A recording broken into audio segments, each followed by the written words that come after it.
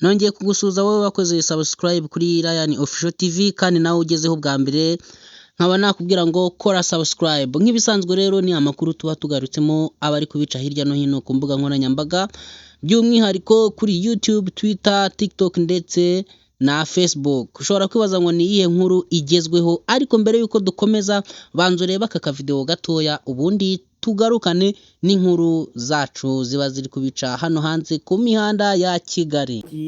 Kasuku yagiye iwacu mu rugo, bamwohereje iwacu, sinzi ngo yagiye agezeyo ahagaze heruguru y'urugo, haruguru y'itongo rya mama.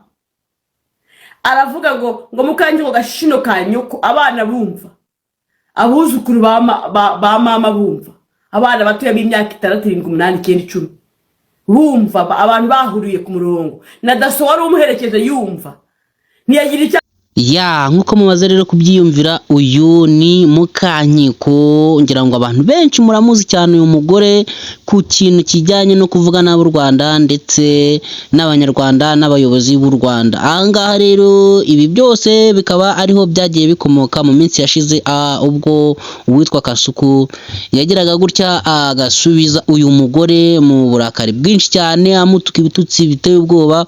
Bamwe mu banyamakuru bo mu Rwanda bakaza kumwikoma bavuga ati uyu Kasuku aratukana ndetse agomba gufungwa ndetse akanahanwa bikomeye cyane. Ngira ngo rero nkuko mwagiye mubibona hirya no hino ku mbuga nkoranyambaga, ni inkuru yari imaze iminsi, ariko muri ino minsi ikaba imeze nkaho itakiri kuvugwa cyane. Twikomereje rero n'andi makuru ari imihanda ya Kigali ari kugenda bica. Indi nkuru ihari nta yindi ni y'umuhanzi wacu, umuhanzi w'umunyarwanda Niyo Bosco, abantu benshi bamenyereye nk'umuhanzi ufite ikibazo ubumuga bwo kutabona. Akaba yaraje kugira gutya muri iyi weekend ishize, akagira gutya akabakoze umurenge, ubwo yagize gutya agasezeranira mu murenge wa Kinyinya. Ngira ngo ku bantu bazi Kinyinya umurenge wabo aho uri, ku bantu bazi Kagugu ngira ngo murahazi. Uwitwa rero Niyo Bosco akaba yaraje kugira gutya management ikamubwira ati ukwiriye kuba umuntu w'umugabo ugakora umurenge ndetse tukakwakira nk'umuntu ufite umufasha. Reba gatoya kuri aka video ukuntu byari byifashe, ubundi twikomereze gatanu ku kandi.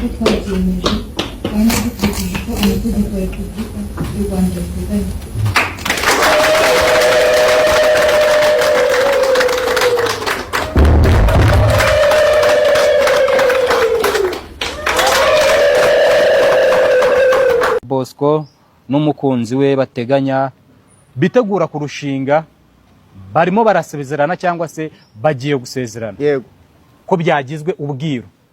Ngira ngo rero nkuko mumaze kubyibonera, uyu Niyo Bosco arimo ajya gukora umurenge, nubwo byari byagizwe ubwiru, ariko ngira ngo amakuru y'abastari uko byagenda kose ko wayahisha n'ubundi birangira amenyekanye. Twikomereje rero, mwabonye inkuru twatangiriyeho, akavideo twatangiriyeho, dore uko uwitwa Kasuku yaje kugira gutya asubiza uyu mugore ndetse abwira n'abanyarwanda ndetse n'abanyamakuru bakomeje kumuvugaho ibintu bigiye bitandukanye, ko ngo ari umwe mu bantu bashobora kuba batubahisha u Rwanda bitewe n'ibitutsi.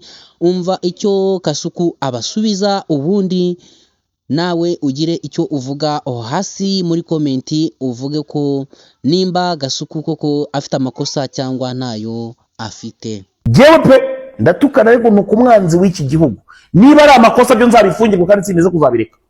Gutuka umwanzi w'igihugu ukumva numva n'igishari nta kibahuragura, ibyo byo rwose nimba ari kuzabifungirwa muzambabarire, iryo kosa ryo rimwe ndisabye imbabazi.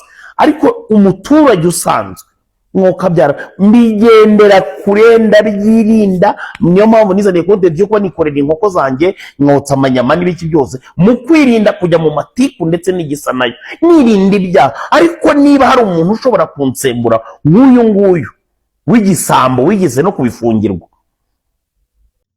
Nkuko Kasuku rero mumaze kumwumva abyivugira ko atazigera na rimwe ahwema gutuka abasebya igihugu cy'u Rwanda.